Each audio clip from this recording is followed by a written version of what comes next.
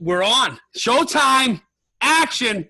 So listen, I'm gonna do this like I did my other interview. I'm gonna act like I don't know you, like you're not one of my besties from forever that we played together 20 years ago, and one of my favorite teammates of all time. I'm gonna introduce everybody to Darcy Verot. So Darcy Verot's a Weyburn, Saskatchewan native. He's 6 foot, 199. Radville, Saskatchewan. Radville. From Weyburn. All right, they got you down as Weyburn. Yeah. All right, so you tell your own story. Go ahead. No, you were right on, Billy. From Radville, Saskatchewan. Grew up a farm kid, middle of nowhere. Population 800. So who got you into hockey, Darcy? Well, I'm a Canadian kid, Billy. We all play hockey. I don't know. That's the only thing you can do. You go to town and you play some hockey.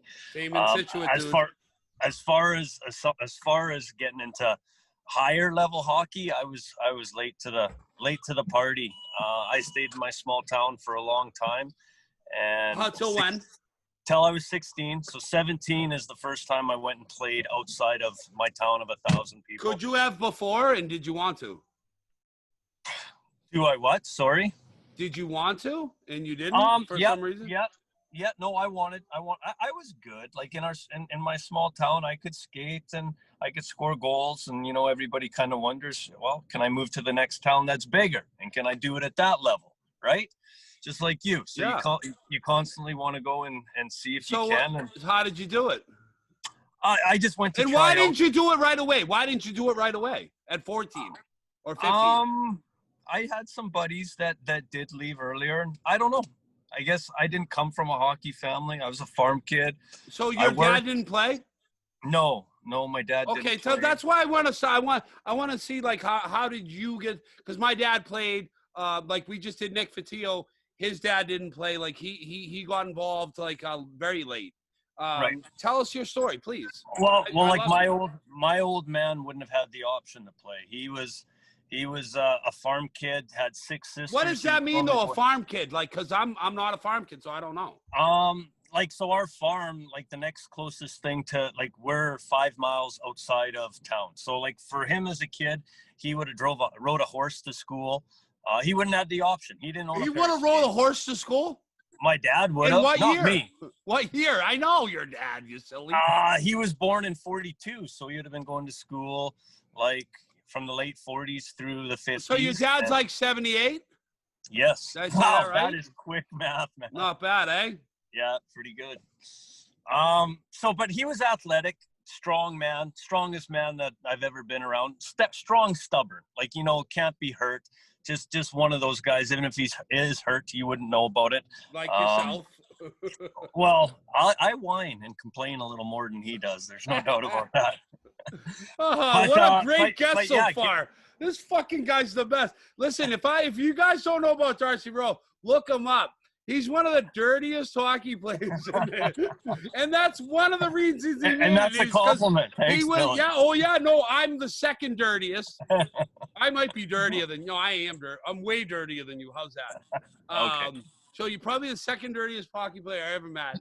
And one of my favorites. And so I made friends with your wife, Nicole.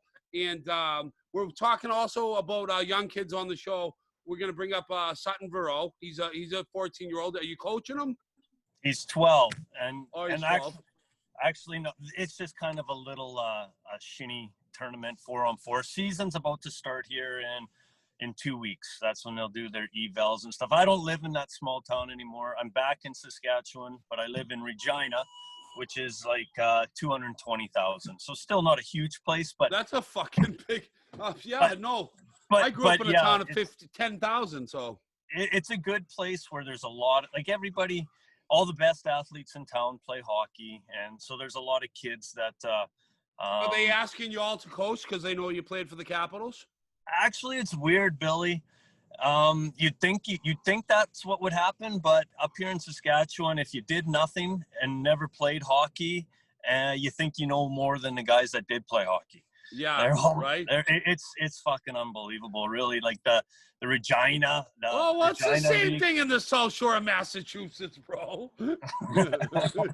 We like, talked like, about this like before. what you played pro hockey for 17 years? No, we don't want you. Like you Yeah, know yeah, yeah, yeah. nothing. You fed Listen. your family playing hockey? No, that's not good Oh, enough. talk about family. You met your wife playing hockey back in Lake Charles when you started out. Tell us about that. Yeah, so like Your better half. I'll do it real quick. So I went and I played midget double A, then I played junior, and then No, I don't got a do it scholarship. quick. Don't do it quick. Don't do. Where did you play Well, midget I'll AAA? fast forward to Lake Charles to where I No, met I my want to know wife. where you played midget AAA. Unless you got a game to go to. No, I never So played where'd you midget play? triple A. So what you I fast forward, you went from Weyburn. So that's midget double A, and then from there I played tier 2 junior. So I never tried Where? in the W in Weyburn. That's maybe where you got from Weyburn, Saskatchewan. Well, I'm Thing. So going that's off where, hockey DB. yeah, that's where I played my junior hockey. I never went to the dub where good guys growing up that left You the could have farm though. before No, 16. you always like talk down. Like you're so humble, dude. Stop being so humble, dude. You're a fucking NHL hockey player. You play in the KHL. You made millions of dollars playing hockey, feeding your family for fucking 20 years. Talk about Darcy Verot, man. Come on. Yeah, no, I am, but that's the path I took, and just to play in the SJ, because I didn't play a ton of good hockey up till that point, but I could What was skate, the best Billy. hockey? What about in the, like summer leagues? You didn't play against a guy where you're like, oh, I'm as good as him. I feel like I can do it. No, I didn't do any of that stuff growing up. I was a farm kid. I was working, and but I did play junior hockey, and you know that league was a good league, a tough league, and if I wouldn't have been The able to fight. The Yeah, SJ, yeah. yeah, the SJ. If I wouldn't have been able to fight, I wouldn't have played in that league. But Tell I us about fought. your first hockey fight as a kid. My How first old were hockey. you? That first year Because you when I weren't played you weren't midgets. really a fighter. You were more of like a Sean Avery type or like a Steve Ott type. Yeah, for sure. So those guys, I I don't was more consider of a. them. I pissed people off, and then my pride got in the way where I'd fight because somebody would call me on, and that's kind of how my fights would happen. But my first fight, it was cage rage, Billy. That was back in the day when you dropped your left glove, and I grabbed the guy's cage and I cracked him a couple times, and his helmet came off before mine, and I beat the piss out of him. And he was like another big doe farm boy, like he was like 200 pounds at 16, and everybody was scared to death of him. And I stood up for him. Why'd you fight him? Because everybody was scared to death of him. What? So you right? just said, "Oh, everyone's scared of this guy. I'm gonna fuck him up. I'm gonna get some cred." Absolutely. I'm gonna be In gangsta Estevan, after this. Saskatchewan is where we were. And I gave it to him pretty good. And just like anything else, just like the Billy Tibbet story, like every time you beat somebody up, the story got bigger and bigger, and there was always somebody else knocking. Oh yeah, right? I heard a story a week about something I never did. Yeah, I want to hear that one. What was it? Nah, I don't know. I hear stories. I'm like, guys are like, "Oh yeah, so and so said you did this," and like, I'm like, it makes me look good too. And I'm like, yeah, I never did that. Well, yeah. Anyway, so how did you get from juniors to Lake Charles? So playing in that league, like I had to fight to play in that league, but then I turned myself in the SJ. I turned myself into third year though, right? Second or third year? Third year, I got a scholarship to Michigan State. I went to Michigan State, and I was there. And everybody knows about Clearinghouse. Anyway, they decided. No. Finish the fucking story, Darcy. Okay, so I'm at Michigan State. I've got my full ride, which was, I'm not really a school guy, but I was going to go there. I was going to take agriculture. Ron Mason, coach, like iconic. Agriculture, so you could farm when you go to home. Yeah. Better. So anyway, Clearinghouse was running their scans or whatever they're doing on you, and they determined that you need 3 sciences to graduate. And I had 3 sciences to graduate. What were they? Biochemistry and another one. I don't know. But they classified 2 of them as the same category or whatever. So basically, I could have stayed at school, ineligible to play. And hold on, why? Because I needed those 3 sciences. So they had to they pulled my first year You scholarship. couldn't have got someone to fudge something or nothing back then? No, nothing Yeah, really.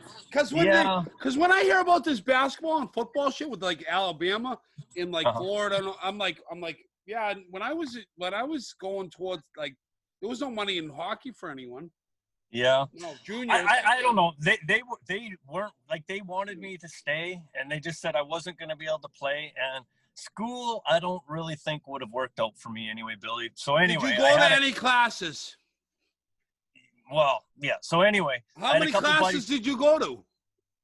We were just pulling up, and we were just going through all that orientation stuff, and it was basically a party. It was a party. Like Mike York was there.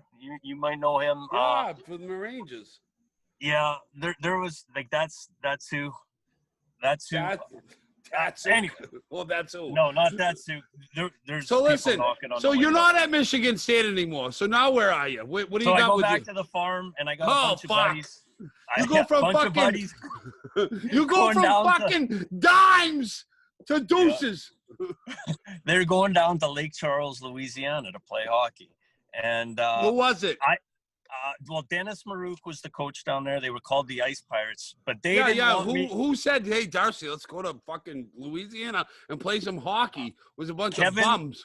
Kevin Chirac and Carlos Soki were their names. Carlos Soki's a big, tough kid from Spy Hill, Saskatchewan, same place that Jeff Odgers is from. Big, tough kid. And Jeff Odgers, yeah. Yeah, and Kevin Chirac was from Edmonton, Alberta, and he was like a tough kid. Yeah, he never did anything after that. I haven't talked to him. Kevin Sawyer from where you're from, Kevin Sawyer?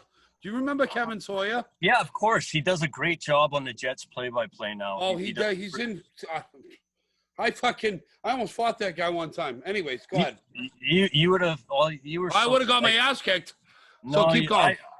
I've seen you fight a lot, Billy, and I've never seen you get your ass kicked. No, I probably So thanks. So listen. So how did we get to Lake Charles?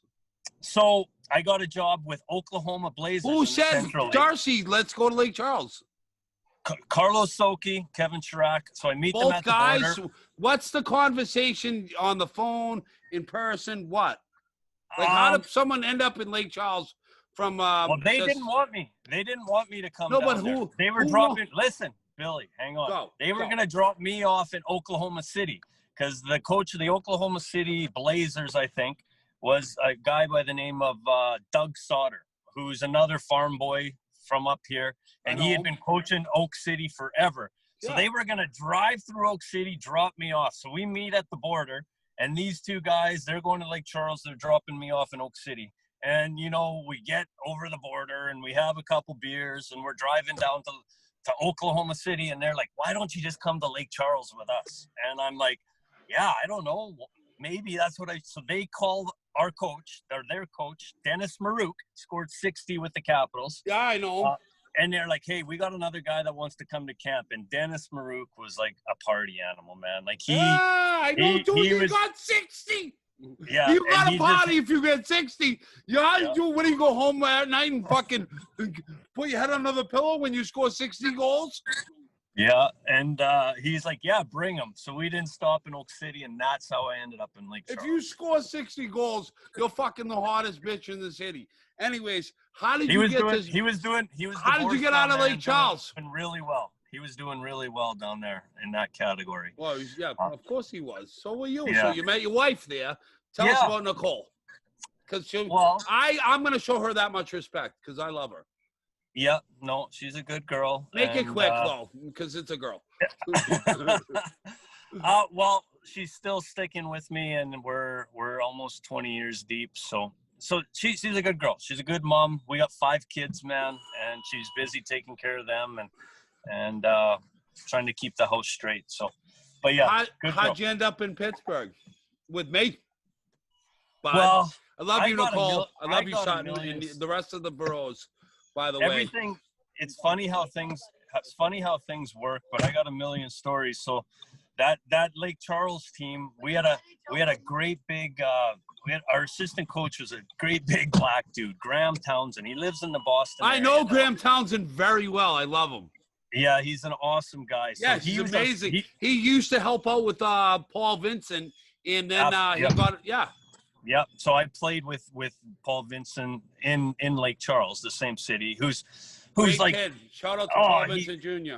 Like so much skill and talent, and it's unbelievable. But Graham was our assistant coach, and he had just come from the IHL and was miserable. He took this player assistant coaching job in Lake Charles and just realized how unprofessional it was. But he dove all his time and energy into me because he saw something in me, and so that's an amazing story that I didn't know. I'm connected to this guy from my childhood too. Well, I can remember sitting there, Wilkes-Barre playoffs. We're in the semifinals. You, me, Jason McDonald, and Graham Townsend. You remember? We had pregame together. He'd come and watch us when we were playing in Wilkes-Barre. No, I remember. Yeah, no, he's guy, legit. Like I was part of my life because I was a Bruins fan, and he was a black guy until I was into like black hockey players. I really liked to watch them play. I mean, I thought it was really cool. I thought it was, and I'm friends with Willie O'Ree. So shout out to Willie O'Ree. I love you. You fucking San Diego Gull, and I'm a San Diego Gull. And I met him, and I heard his story. So Darcy, listen, let's fast forward. So we're at 2000. What's your favorite Billy Tibbetts moment of that season with me and you? And don't make me look bad. No, I would never make you look bad, but you can though for TV. No, for you, Billy, it's like Billy Tibbetts walked through the door before your body actually ever did. You were blown up and so big, and everybody was you were on the tip of everybody's tongue just because of everything you were doing. So you were under an enormous amount of pressure, and the way you handled it and the way you rose to that pressure, like you were always up there. So I always really looked up for you because it wasn't easy, because everybody was looking at Billy and everything that you had been through up to that point. And the way you just didn't give a fuck about the noise, the way you were able to tune out the noise and just get your shit done on the ice, I always really admired. And I think I could go into input, but just the overall presence of what you were and what you had to deal with and how you handled those things just was always very impressive to me. Yeah, and I guess you expressed that to me early on, and that's what really kind of bonded us together was that I really had a lot of respect where you were coming from, and vice versa. So listen, Darcy, one more thing. Can I ask you? What about your time with the Washington Capitals? Can you talk about that? Sorry, I'm a little buzzed up. No, that's good. Well, yeah, so that was my first year in the American League. How did you, what, Pittsburgh wasn't resigning you? What was going on? I was there for 2 years, and then I left as a free agent.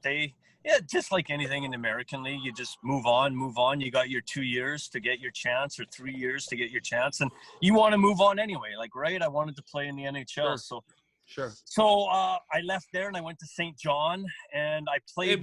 You played with the coach that I had an hour-long conversation with you one day, and I was on a train, and every 5 seconds I'd be like, "Hold on, say that again." So I want to tell you, I was on a bus. I was in Weymouth to Quincy to whatever, but it was about an hour, and we had a conversation. You talked about this coach in Calgary that taught you more than you've ever been taught. Who the fuck was it again? Jimmy Playfair. Bumsky. Yeah. Go talk it. He's an assistant coach with Edmonton now. He's their D-man, but he had me in St. John, and he pushed. He was kind of that Sutter He taught mentality. You things you've never been taught before, and I was like, taught me how to manage what, my Darce? Yeah, I had a ton of energy, Billy, and I could skate, and I was all over the ice and pissing people off. But he actually taught me how to manage my ice and to be an effective hockey player. What does that mean? Just don't run around. What do you mean? What do you mean? What does that mean, run around? Well, I'm doing this for the kids. I know what the fuck you're saying. You got to play within a system. I'm doing. This is all show business, and you are a unfucking believable interview. Showtime. So how do you piss people off on the ice? Well, that's where that energy came in. And so I was wasting a lot of my energy doing stupid shit like that, where I could do that under the structure of a game and be an effective teammate rather than be a guy that everybody notices and really is kind of hurting my team and leaving guys out to dry. So he taught me how to Bad manage my ice, penalties? What? kill penalties, face No, off. bad penalty. Well, how are you leaving your team out to dry? Yeah, Bad. bad penalties. Yeah, I get eliminate that. I've been out of my talking game. about. Sorry, dude. I don't mean to disrespect you there. No, But, you're not. all right, cool. So I've been talking about this like during the regular season, I used to like hatchet people, like really try to fucking hurt them with my stick. In the playoffs, I never touched anyone. I slept. So I don't know if Jason ever said this, but I didn't get to it. But in the playoffs, when we went to the finals, I don't know if so everybody just, oh man, he cut out. Oh, Are you still hang there? on. Hey, I can hear you. It's just someone. Hey, you want me to call you back in a minute? No. So Somebody's trying to call me. As soon as All that right. call goes away, then my phone will go back to you. I think anyway. I got to piss. That's why. So anyways, can you hear me? Yeah, I can hear you. So during the American League playoffs, I slept on a hardwood, on a rug with no pillow, nothing, because my neck was messed up because everybody used to just, I mean, you used to do it to people on the arm. Defensemen do it on people's backs. Like cross-checking someone was like a right of life. And It was a tough game, yeah. yeah, well, do you have any injuries like from playing? Yeah, my shoulder's been done a couple times. I'm on the list to get it done again. And like What do you mean done? First time was bicep tendon, rotator cuff, labrum, a whole bunch of shit. And the second time, they actually anchored it down, so you can't even fucking. That's what I got. I got that when I was 20. Yeah, and then I've had both my knees done. I've had my hands, my nose, shit like that. But people don't understand what a warrior you were. So you had 300 penalty minutes one year. Can you talk about that year? The 299. You know what it is, Billy? It's just showing up every game. I think anybody in that league that played that hard every game could end up with that many PIMs. It's just some people pick their places and pick their spots and, oh, this guy's watching, I'm going to do that. I was there every game. And that's what was the most impressive thing that you saw in the NHL with Washington Capitals that wowed you? Well, Billy, they're so good. Like who's they? You were there. What do you mean they? Yeah. No, but like you, but line. You are the most humblest fucking hockey player. It drives me crazy because I might be the most egotistical. Oh, motherfucker! What happened? That's true, Billy. Like you were at that level where that good and it's and everybody does know your name, but like the world should know your name. You were that good. There's no doubt about it.